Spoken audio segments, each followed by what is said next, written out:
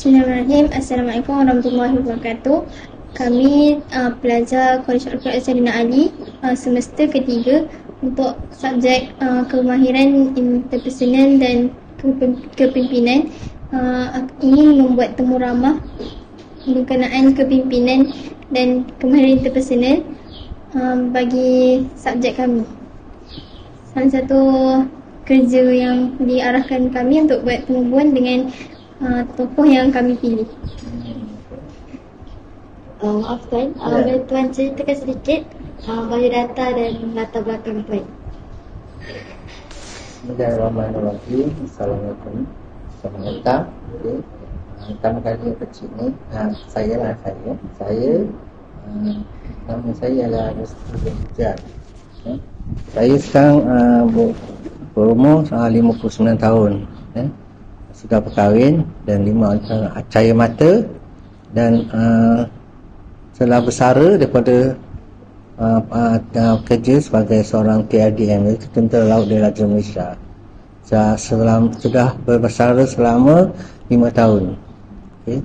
Jadi saya pun sekarang ni saya cuma mengambil masa yang sisa-sisa ni, iaitu dengan tak ada buat apa-apa, cuma saya duduk rumah dan melayan apa yang saya tak dapat dulu. Itu ya. Apa pengalaman Tuan sebagai TLDM ni? Okey. Saya berkhidmat selama 34 tahun 8 bulan. Jadi saya rasa masa tu setengah umur saya dalam TLDM. Jadi mula-mula macam mana saya boleh masuk TLDM ni, sebabkan saya pun cuba-cuba. Jadi masa tu saya dengan kawan-kawan ada pemilihan masuk tentera di Tampin, bukan Tampin. Cuma saya pergi 3 orang. Saya ingat dapat semua, tapi cuma saya seorang yang lepas. Jadi saya pun rezeki lah mungkin, alhamdulillah. Cuma masa tu saya rasa saya nak pergi atau tak nak pergi. Kawan cakap pergilah hargaan, mungkin rezeki kita kan.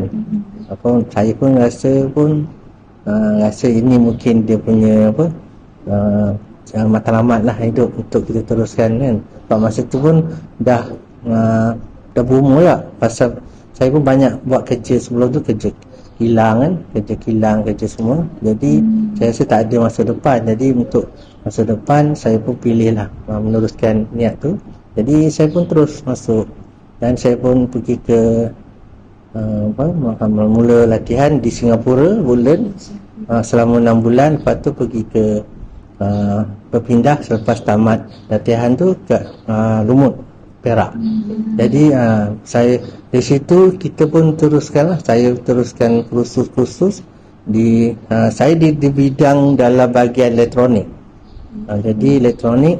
Jadi saya terpaksa menjalankan kursus asas elektronik semua untuk kita menggunakan pengalaman tu. Sebab kalau puan-puan tahu kan, maksud dia tentera ni lain bidang lah. Kita tak sama macam awam. Jadi benda ni kita kena belajar balik lah. Walaupun kita ada asas kat masa SPM tu, tapi kita kena belajar.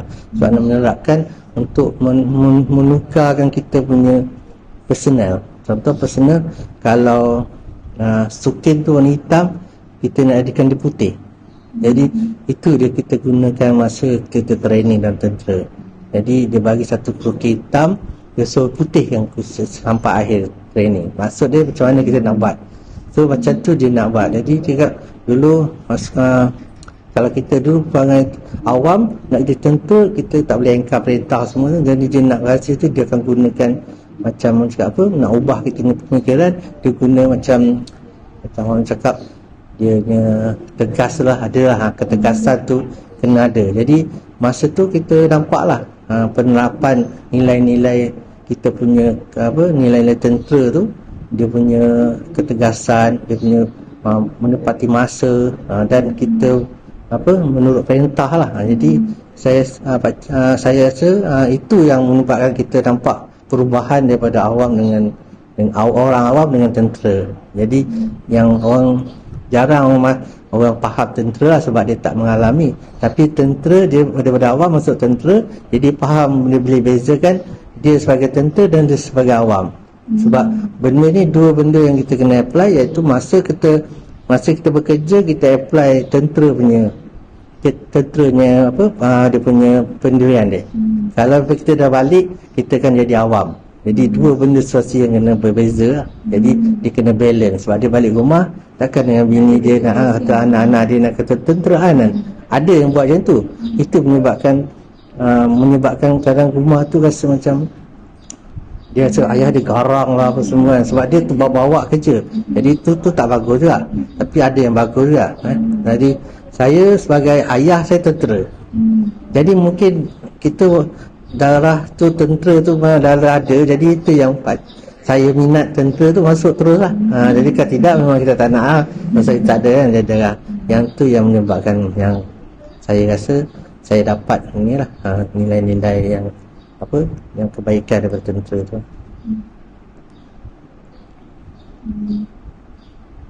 Selain itu macam cabaran orang cabaran masa nak mengatasi cabaran itu sebagai pemimpin. Okey, macam kita ni macam kita semualah, macam kita dunia ni kalau ikut dalam Islam kita ni khalifah kan. Wah, itu beza dia dengan malaikat tu. Sebab kita ni khalifah. Terus kita kalau ikut Islam ni, manusia ni memang tinggi dunia darjat dia daripada selain semua makhluk yang dah dia kan. Jadi sebagai khalifah ni kita kena ada dia sikap pemimpinan yang tinggi. Sebab apa? Nilai-nilai tu yang membuat kita nak ke arah kebaikan lah. Kalau tak ada tu memang tak boleh apa. Sebab tengok macam saya dari tentera, saya dari tentera masuk daripada level bawah. Lepas tu saya jadi pegawai. Jadi pegawai terus dari dua benda yang berbeza. Dulu masa awal saya jadi menurut perintah, menurut arahan orang atas, kita laksanakan menurut perintah lah. Okay, lepas tu bila saya jadi pegawai pula, saya beri arahan dan orang ikut perintah, anak buah subordinate lah, bawah kita. So bila macam tu perbezaan dua benda tu, dua situasi peringkat yang kita saya pernah lalui benda tu, memberi kita matang maksudnya matang. Saya rasa boleh beza. Saya pernah duduk bawah, macam mana kita rasa orang bawah terima arahan, dan kita pernah duduk atas. Jadi sekarang kita tengok, dulu kita duduk bawah, kita tengok atas, apa kau ni beri arahan saja. Jadi tak tahu susah senang kita buat. Jadi bila kita duduk atas pula, kita tengok bawah, macam ni kerana bawah kan susah kalau kita beri arahan kan. Jadi saya sebagai contoh situasi yang dua ni, kita balance kan. Jadi kita gunakan kalau ada apa masalah kan, contoh kita tahu masalah tu memang ada, memang kita nak atasi dia, cara dia kita tak boleh guna kita agak macam kita tertekan je pasal kita ada orang atas lagi satu. Jadi bila orang tertekan tanya kita paksa bawah. Benda tu kalau luar tak boleh dilakui dengan benda yang kena ada benda pertolongan lain, kita cakap buat juga. Jadi kita dah biasa dulu, susah macam mana kita kan. Jadi nak melaksanakan kerja tu, cuma kau beri arahan, tahu beri arahan. Jadi kita rasa susah lah kan. Jadi kita tak nak macam tu. Jadi kita fikir dulu. Kalau kita nak beri arahan, kita kena fikir dulu apa dia ni, kita memudah. Jadi itu memudah memahami dia punya tu. Jadi kalau kita kat dia macam mana? Jadi seorang pemimpin, dia tak mengarah satu benda yang luar pada kotak. Luar pada kotak maksudnya yang tak boleh mampu orang buat. Kemampuan dia. Contoh orang ni kerja ni, kita suruh buat kerja lain. Contoh orang ni dia tukang tukang kebun macam tu. Kita suruh dia buat kerja pejabat. Dia luar pada kotak. Paksa. Mungkin situasi tu mungkin satu masa kekurangan anggota, jadi kita ambil dia masuk. Tak boleh. Jadi dalam tak boleh. Kepimpinan. Jadi kita fikir. Jadi kita paksa dia, mana dia buat dia maknanya dia buat setengah jalan, macam lepaskan ada ya. Mana kerja tu takkan sempurna. Jadi itu paling penting. Jadi bagi saya rasa kalau seorang pemimpin ni, dia kena ada memilih tanggungjawab dan memahami apa yang dia nak suruh buat tu. Jadi kalau benda tu luar tak boleh nak dilakukan luar kemampuan atau perlu benda yang nak menolong dia buat, kita kena ada benda tu baru kita sudah buat kerja. Contoh, okey kau panjat ni, pokok ni kau tuang buah, jadi dia tak boleh panjat. kan kita pokok tu tinggi. Contoh, okey, kan kita sediakan tangga. So, okey, sekarang ni kau ambil buah tu, ni tangga, ni tali, ni parang. So, kita mudah cara dia nak ambil tu. Kalau kita pun perlu ada je semua. Jadi, kita kena faham arahan tu. So, kalau kita sebagai pemimpin, kita kena tengok apa dia punya tu. Tu cara kita nak solve problem. Kalau kita bagi problem, contoh terpanggil jatuh. Dah problem ni melibatkan problem, contoh dia ada family, dia tak boleh kerja, dia akan relate ke semua. Orang kampung dia ke, mak dia nak beri duit tak dapat kerja lagi. So maksud dia, kita dah beri satu benda melibatkan ramai orang. Kita kena kurang tambah masalah. Jadi pemimpinan ni saya, dia kena ada tu sikap tu. Ada satu, kita kena ada komunikasi dua hala. Itu paling penting lah. Macam kita kena, kalau keluarga, kita kena dua hala juga. Contoh, anak dengan ayah dengan ibu. Kalau anak ada masalah dengan cakap, kita tanya, ada masalah tak? Jarang kata mak tanya kita ada masalah tak, kan? Dia tanya apa khabar, itu je. Dia tak tanya apa khabar, kita cakap baik ya, atau tak baik. Dia tanya kan. Jadi benda tu, cuba tu, ada masalah tak? Cuba kita jumpa. Assalamualaikum, ni ada masalah tak? Ini tak masalah mak. Kita kena terus macam tu lah. Maksud dia, kita kena ada sikap komunikasi dua hala paling penting. Sebab yang tu melibatkan kita mesra. Bila mesra ni, orang bawah kita sebagai bos, kita dengan orang bawah baik dia punya tu, komunikasi dia, masa dia punya mesej maksud dia, kita akan sampai. Kalau satu organisasi tu, kalau dia punya communication tak ada, memang dia tak akan sampai. Contoh, kita cakap macam kata ketua, ada orang bawah. Bila kita cakap, okey, ni kau buat ni, tapi tak ada balikan. Maksud dia, kerja tu dah siap belum? Jadi orang atas tanya kita, contoh orang atas kita pula tanya, kerja dah siap belum? Oh lama, nanti juga baru nak tanya bawah. So kalau betul, kita bagi, macam kita baling bola, pak, dia balik kan, bola tu melantun. Itu sifat yang ada lah. Macam tu kita nak komunikasi dua hala. Pak dapat balik. So maksud dia, kita tak dapat. Contoh, itu paling penting. Jadi komunikasi dua hala ni menyebabkan kita wujudkan suasana mesra dengan pemimpin dengan orang bawah. Itu paling penting. Bila orang bawah baik, kita tengok macam contoh paling tinggi Rasulullah SAW nya. Kita tengok dia punya orang bawah dengan atas. Macam mana dia punya bukan ni lah, dia punya kuat, dia punya ikatan. Sedang Rasulullah SAW tak demand pun, dia tak minta pun, tapi dia punya punya ada sahabat-sahabat semua punya sayang dia timbul daripada itu. Sebab apa? Dia punya sifat tu, sifat pemimpinan tu. Jadi macam kita tengok ayah kita, mak kita kan, dia baik kita kan, tengok kita sayang dia, itulah punca dia komunikasi mission. Dan benda itulah timbul ni suasana tu. Jadi saya rasa yang tu yang saya apply masa dalam tentera lah. So masa kita dalam tentera ni banyak kita kita nak apply semua. Kita tahulah mana kita, dan kita pun ada bos lah. Itu yang saya marah dalam tentera. Alhamdulillah lah, banyak input yang kami dapat daripada cerita tuan sebentar tadi. Untuk petua ataupun nasihat golongan muda sekarang ni mengenai kepimpinan. Okey. Nasihat. Nasihat. Okey. Nasihat saya lah macam ni lah. Sebenarnya kita ni kita jadi pemimpin ni, dia bukan boleh terus jadi tu. Kita kena gilap maksud dia, kita kena cari. Kita kena tanya diri kita dulu. Contoh, kalau katalah kita nak nuduh orang, nak tunjuk orang, contoh nak marah orang, kita tunjuk satu, kita tengok yang 4 kat tangan kita tu. Maksud dia, kita kena tanya kita ni dulu, apa kita nak cakap ni, apa kita nak buat ni, dan apa kita nak suruh atau apa semua, kita kena tanya, adakah benda ni relevan, atau benda ni mampu ke, atau ada masalah tak. Yang kita buat satu arahan, dia banyak masalah, yang create masalah-masalah. Jadi itu tak sudah. Kita sebenarnya kalau hidup ni, kita kurangkan masalah kan? Itu yang paling penting lah. Kalau anak muda, kita kena tengok, jangan kita ambil contoh. Macam satu dia paling baik Rasulullah SAW kan. Dia kalau kita tak contoh dia, kita kena baca sirah Nabi. Sirah Nabi tu dia punya banyak dia punya nilai-nilai dia. Itu paling penting lah, lagi senang. Kalau kita tengok anak muda ni, kita tak payah pergi jauh lah. Kita tengok mak bapak kita lah. Kalau kita berjaya, kita tengok mak bapak kita. Itu hasil dia. Jadi kalau nasihat saya dari pemimpin ni, kita kena cari dia punya tu, dan dia punya nilai yang ada kita ni kita tambah. Contoh dia, kita sebenarnya memang pasal saya cakap dia, kita ni khalifah dia, sifat pemimpin tu memang dah ada. Kita lahir kita baby tu dah ada sifat tu, cuma kita nak gilap kan, jangan salah tempat. Ada orang dia memimpin tempat lain, memimpin benda yang tak bagus, ada kan, kita nampak kan zahir dia.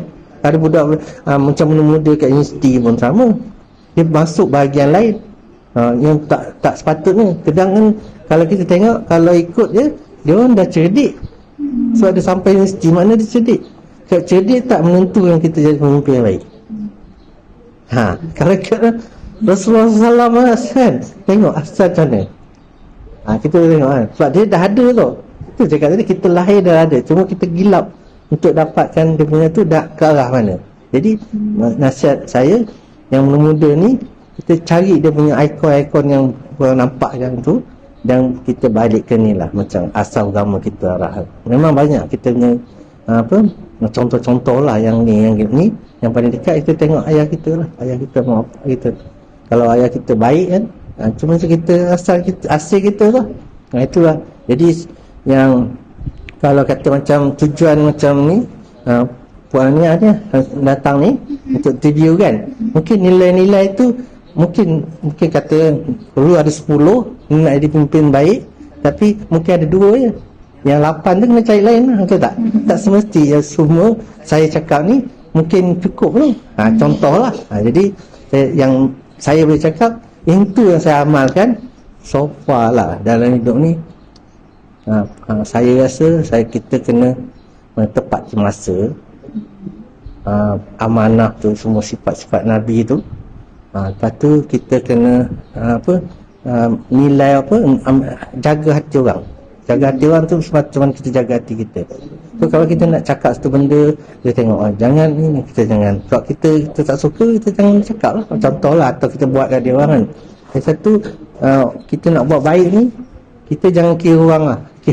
Tak kira orang tu miskin ke orang kaya, kita semua melepaskan dia punya tu kebaikan. Jadi maksud dia, kita tak ada border lah, maksud dia sempadan. Kan? Macam kita adik-beradik, kalau kita adik-beradik, kita jangan kira dia adik-beradik ni, dia tak ada sempadan sebab dia darah sama kan. Jadi kita nak biar dia mesra dan suruh sampai jangan ada pasal ni kita putus. Banyak sekarang satu rahim tu, jadi dia satu rahim tak ada tu, asia-asia semua datang tu, dah melahirkan pimpinan yang tak bagus. Macam tak nak cerita politik, kita cerita politik sekarang kan, orang kita pun ada beradik orang gaduh pasal politik kan. Jadi yang tu kita tak bagus lah kan. Jadi atau fahaman lain, contoh dia kaya je, boleh lah macam abang kaya, adik kata ni jealous lah kan. ada je tu, ada. Jadi tak tahu lah, Allah itu sifat manusia. Tapi kalau ikut, kita kena kontrol, kawal lah. Jangan kita explore benda tu. Kita kena kawal, sebab kita tu je, kita khalifah, kita yang kontrol diri kita. Jadi sifat pimpinan, kalau yang muda ni, kita janganlah kita terbawa-bawa taksub dah satu benda kan. Kita nak fikir dulu. Jadi banyak benda yang kita boleh apply. Sebab kalau kita berjaya ni, rasa kita puas hidup kita ni, rasa berjaya, mana kita berjaya memimpin kita, dan kita akan apply cara tu. Cik rasa saya duduk dalam tentera, contoh kita bekerja lah, kita jangan cuit masa. Demi masa kan, soal asri kan, demi masa. Kalau kita demi masa, contoh kita boleh-boleh lah, sebab kita kadang ni macam kita tidur lah, tiba-tiba terlewat bangkit subuh, kita dah cuit masa sebenarnya. Betul tak? Sebab kita tengok Allah azan tu, masa start dah solat kan, tapi kita tertidur terlewat, maka kita dah cuit masa. Kita dah curi masa kata 10 minit, kita akan curi masa sepanjang hari tu sebenarnya. Kalau faham maksud dia. Macam budak lah, contoh dia ambil SPM, tapi tu dia 1 kumpulan 5 orang budak ni ambil SPM. Satu orang ni dia tak bagus lah, dia repeat. So So yang Pak Wan ni pergi kan, masuk first year dah. Dia ni repeat. Dia lulus, dia masuk first year, lepas Wan tu second year dah. So sepanjang hidup dia akan ni. Dia kira-kira ni apa dia punya tu rugi. Mungkin memanglah maksud rugi lah, tapi jangan cakap rugi di situ, tapi dia punya senior ranking tu. Macam pakcik dulu, saya dulu masa tentera, satu batch naik pangkat dia berbeza. Bila naik berbeza, saya naik dulu, saya dapat gaji dulu tinggi, dia ni bawah, dia tu sepanjang hidup. Jadi pakcik gaji naik-naik, dia tunggu lambat. Jadi pakcik dapat lebih, dia dapat macam tu. Jadi tapi nak dapat tu semua, dapat yang mana kita ni, contoh kita belajar ni ada beza, dapat capaian tinggi, ada rendah kan, semua ada berbeza, ada sama kan. Itu kan sebenarnya kita punca kita lah, kita kena jaga kita punya ni, itu masa tu, dan kita punya apa tanggungjawab lah. Contoh yang macam perempuan semua, Encik Puan ni tengah belajar sekarang, jadi tanggungjawab belajar. Mak cakap pergi belajar, kita gunakanlah masa tu untuk belajar, dan kita bagikan terbaik. Hasil dia terbaik lah. Jadi kalau yang lain macam saya dulu kerja, kita tak nak melibatkan benda-benda yang rasuah. Paling penting rasuah, riba tu semua kan, bila kita makan dia jadi daging. Daging tu jadi penyakit besar. Satu, kalau kita beri makan anak, kita tak tahu hasil dia. Jadi kalau tengok di segi, kalau cik-cik tengok kan, kalau macam orang yang makan rasuah ni, anak dia takkan ni, dia macam jadi macam tak berjaya rasa. Bukan kita mengata, cuma yang tu sebenarnya efek dia, kesan dia tak berkat. Berkat ni penting. Dia saya dulu masa kerja syarikat, okey, kalau kata saya lewat datang 5 minit kerja, contoh 8 suku masuk kan, 5 minit lewat, ada sebab lah mungkin. Lepas tu kita akan bayar balik. Saya balik pukul 5 suku. 5 suku beza. 5 suku tu orang dah balik lah. Kita buat apa? Kita lap, sapu, susun pejabat kita semua. Niat kita nak bayar balik, lap semua kan. Itu harta kerajaan, kita sapu, lap harta kita kan. Macam tu kita balik-balik. Cara dia jangan tanya lah, kita buatlah patut apa kita buat. Dia cakap, asal tuan sapu ni, maksud dia kita punya, kita jangan kita fikir lain satu. Kita yang pakai pangkat ni tak ada apa, tinggi, meninggi tak ada, semua sama. Jadi kita buatlah. Jadi kalau nak dapat orang memimpin yang bagus kan, kita buat apa yang kita buat seorang. Walaupun kita bos, kita buat. Saya dulu contoh lah, macam satu kerja tu, kita buat dulu. Anak buat tengok, tuan tak payah sapu, biar saya sapu. Pak, kita bukan beli dia, cuma kita cakap, kita nak benda tu bersih. Kita jangan suruh, kau sapu tu, tapi dia lambat-lambat. Kita nak cepat, sebab masa dia ni, kita ambil sapu. Yang penting objektif dia suka bersih, kita suka bersih, kita buat. Mana dia tak lama dia segan tu, kepimpinan melalui teladan, itu itu paling penting. Jadi itu yang saya rasa, yang cakap tadi tentang rasuah tu, janganlah benda yang tak baik, kita je tak berkat. Jadi kalau duit tu dapat 100 kan, dia berkat dia 100 dia tak berkat, dia RM10 nilai dia. 100 tu kita dapat 1, tapi nilai dia RM10. Terus saya aku tak cukup apa gaji aku, gaji RM5,000 tak cukup lah. Kenikmatan tu, berkat tu lah.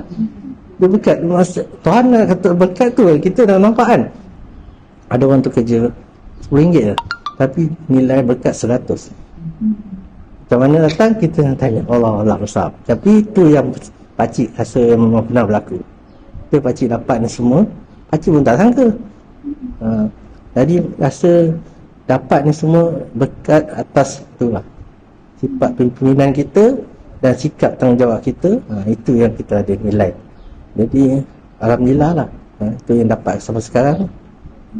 Jadi nilai tu kena ada lah. Tak daripada pimpinan tu, kita kena ada sifat-sifat tu yang tadi.